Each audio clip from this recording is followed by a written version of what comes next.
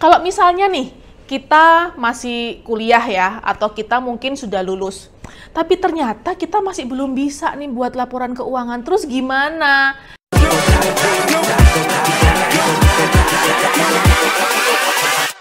Hold up.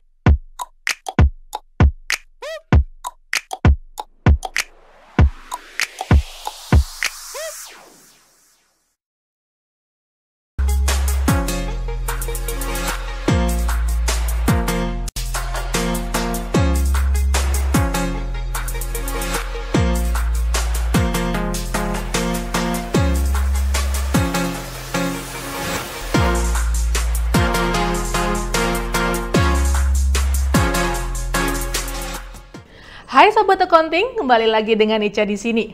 Pada kesempatan kali ini kita akan ngebahas mengenai alasan kenapa sih kita ini sebagai seorang sarjana accounting sudah seharusnya, sudah wajib untuk bisa membuatkan laporan keuangan. Seperti yang kita tahu ya teman-teman ya, kalau kita misalnya ketemu seorang dokter di rumah sakit gitu ya, kita kan pasti punya ekspektasi ya, oh penyakitku itu bisa sembuh loh, dengan resep dari dokter, dengan tindakan-tindakan mereka, penyakitku bakalan sembuh. Nah, kalau kita accounting ya, sebagai seorang sarjana accounting ya otomatis dong ekspektasi masyarakat atau ekspektasi market terhadap keilmuan kita ya kita harus bisa membuat laporan keuangan dong gitu ya. Jadi please teman-teman yang masih sekarang belum lulus, masih semester akhir kuliah, kalian sebaiknya sudah memprepare diri untuk bisa mengupgrade skill supaya bisa membuat suatu laporan keuangan yang benar ya. Kalau misalnya nih kita masih kuliah ya atau kita mungkin sudah lulus, tapi ternyata kita masih belum bisa nih buat laporan keuangan, terus gimana? Itu wajar banget guys. Aku juga dulu waktu masih kuliah ya belum bisa. Jadi saya itu baru bisa membuat laporan keuangan ketika sudah bekerja. Jadi pengalaman kerja, pengalaman di lapangan itu memang bisa jadi sangat berbeda dengan theoretical yang kita pelajarin di bangku kuliahan. Sebagai salah satu contohnya, kalau di bangku kuliahan yang saya tahu ya dari interview teman-teman fresh graduate yang kemarin barusan aja saya interview untuk dijadikan tim saya, itu mereka di kampus itu dilatih untuk membuat laporan keuangan dari kertas folio. Cobalah, ini tahun 2023 teman-teman masih menggunakan kertas folio, which is itu menurut saya sudah sangat out of date gitu.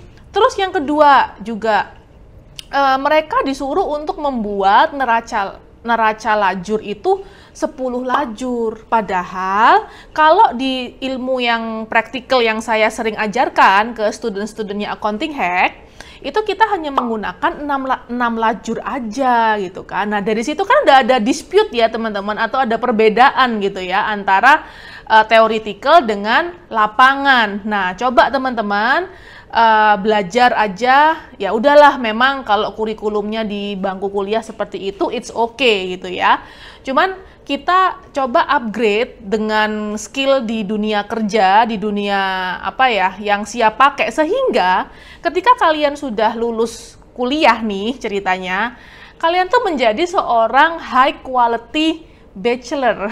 Kalian nggak malu dengan IPK yang notabene sekarang tuh kayak gampang ya, dapat 3,5 ke atas itu gampang banget. Saya dulu aja lulus IPK 3 itu ngepas banget, 3,1 saya lulus teman-teman. Sekarang saya lihat IPK 3,5, 3,7. Tapi ketika dites suruh buat jurnal accrual, mereka nggak ngerti. Bu, accrual itu apa ya? Aku langsung gini. Accrual itu apa Bu? Terus ketika saya suruh dia untuk menghitung penyusutan aja, penyusutan aset tetap, itu juga masih belum bisa gitu ya. Padahal ilmu itulah dasar untuk kita bisa menyusun suatu laporan keuangan ya. Itu teman-teman. Jadi memang new entry yang sering saya interview untuk menjadi tim, itu kan kita setiap bulan pasti ada aja interview ya, karena kita selalu aktif untuk mengumpulkan database untuk calon-calon tim kita. Nah, itu sering Jadi saya temuin mereka lulus cepet, IPK-nya bagus, tapi masih belum bisa membuatkan laporan keuangan. Boro-boro buat laporan keuangan, hitung penyusutan aja belum bisa. Bikin amortisasi, biaya dibayar di muka aja nggak ngerti gimana caranya. Apalagi membuat jurnal accrual gitu ya. Nah, itu saya sedih banget di situ. Terus sekarang kita ke topik ya selanjutnya. Tentang bagaimana seorang sarjana akuntansi itu yang banyak komplain. Kok aku sekarang nganggur ya? Kok aku sekarang meskipun sudah kerja, cuman kerja sebagai admin ya, yang gajinya notabene masih di bawah UMR, padahal lulusan S1 accounting gitu kan. Apa nih yang salah? Ya, yang salah adalah skill, teman-teman. Kalau kalian punya skill yang mumpuni, at least kalian yang pertama bisa bikin laporan keuangan pakai Excel atau pakai software accounting yang sekarang lagi populer. Ada yang saya tahu itu 3. Ada Zahir, Accurate, sama Journal ID. Nah, kalau kalian at least tahu aja flow-nya untuk bisa membuat laporan keuangan dengan 4 metode tadi. Zahir, Accurate, Journal ID, sama Excel. 4 ini, at least teman-teman, aku garanti. Minimal kalian bakalan dapat kerjaan, ya kalian bisa minta lah ya, starting UMR dulu. Kalau saya di Surabaya, UMR-nya itu di 4,5 ya. It's okay, starting point. But kamu punya skill yang bisa dituker gitu loh. Karena biasanya perusahaan itu membeli skill kita. Mereka nggak butuh tuh IPK kita tinggi-tinggi di ijazah, itu mereka nggak butuh guys, seriusan. Mereka dan saya juga, karena saya juga user ya teman-teman, saya juga mewakilin banyak perusahaan di luar sana. Kita tuh nggak butuh kalian lulus cepet, kalian pengalaman organisasi apa, terus kalian pengalaman magang di mana, no. Yang paling krusial ketika kita mau menerima tim itu adalah kemampuan dia. Gitu. Jadi poinnya di sini adalah kalian harus udah mulai memikirkan at least dulu. Yang paling dasar dulu, bikinin dulu tuh laporan keuangan bulanan, tahunan. Nah, nanti setelah kalian bisa bikin laporan keuangan, updating lagi skillnya di perpajakan. Kalian melek nih aturan-aturan terkait dengan perpajakan, terutama yang untuk perusahaan UMKM dulu ya, yang menengah, UMKM dan menengah ya, itu dulu lah. Nanti setelah itu udah bisa, kalian belajar lagi analisanya. Sehingga nanti dari laporan keuangan yang kalian bikin itu, kalian bakalan bisa punya nilai plus ke perusahaan. Pak, kalau saya lihat nih di neraca ya, sepertinya kok ada ini ya Pak ya, potensi fraud ya. Kayaknya kita tuh ada persediaan yang missing deh. Itu kalian bisa deteksi loh. Kalau kalian sudah punya jam terbang yang lumayan tinggi dan kalian bisa upgrading skill konsisten gitu. Atau kalau misalnya gini, kalian kalau ngelihat laporan arus kas, kan salah satu dari laporan keuangan yang harus kita produksi kan arus kas ya. Terus ketika kalian ngelihat arus kas dari aktivitas operasional, ternyata negatif. What should you do? Gitu kan? You have to communicate. Kamu harus komunikasikan ke atasan, ke direktur, ke owner. Itu saya jamin mereka bakalan terpesona dengan kemampuan kalian. Ya, jadi kemampuan itulah yang kalian harus asah sejak sekarang. Sejak kalian masih new entry di dunia profesional accounting ini. Apa sih resiko jangka panjangnya teman-teman ketika seorang akuntan seperti kita ya, itu masih belum bisa bikin laporan keuangan. Dia cuma bisa entry, selama ini dia kerja sebagai, ya judulnya accounting, cuman dia hanya bisa entry data. Banyak loh teman-teman saya temuin accounting di perusahaan klien-klien saya itu kasihan. Cuman bisa entry data di Excel, data penjualan di entry, data uang masuk, data uang keluar di entry. Terus kalau misalnya di perusahaannya itu ada Accurate gitu ya, pakai Accurate. Dia cuma bisa ngentry invoice, enter, udah otomatis dia akan membuat laporan keuangan. Bukan laporan keuangan, akan membuat jurnal sendiri. Ya, menurut aku itu masih belum sih ya. Ketika kamu bisa membuat laporan keuangan, kamu harus bisa menjelaskan guys, angka yang ada di neraca itu dari mana?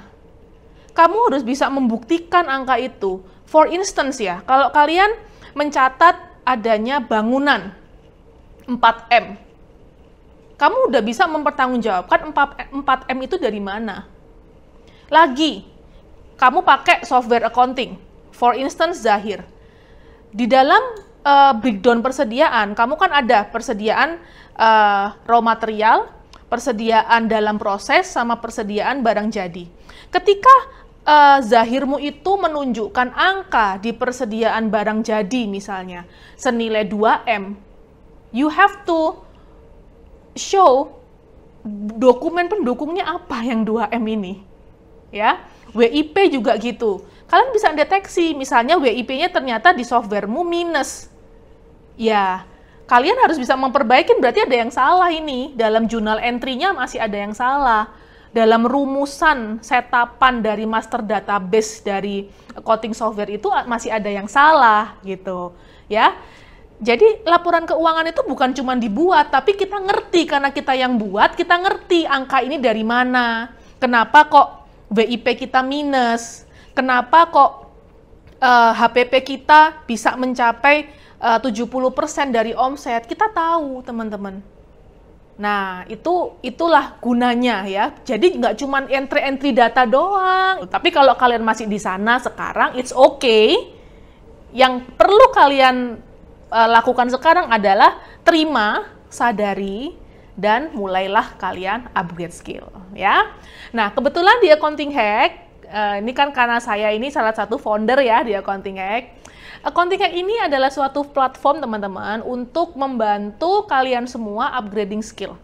Yang kita inginkan adalah akuntan Indonesia yang berskill tinggi. Jadi akuntan kita tuh nggak kalah gitu loh. Saya punya klien perusahaan PMA. Itu direktur akuntansinya atau manajer akuntansinya itu didatangin dong dari India, cobalah. Aku kadang heran, loh ini kenapa kok bukan orang Indonesia? Gitu kan, ya karena memang ya nggak bisa dipungkiri sih, ya kualitas kita memang perlu kita upgrade lagi. Nah makanya itu sudah merupakan panggilan hati lah ya bagi saya selaku foundernya Accounting Hack itu untuk membantu kalian upgrading skill terkait dengan akuntansi, keuangan, dan audit. Dan pajak, banyak kelas-kelas Accounting Hack yang lain.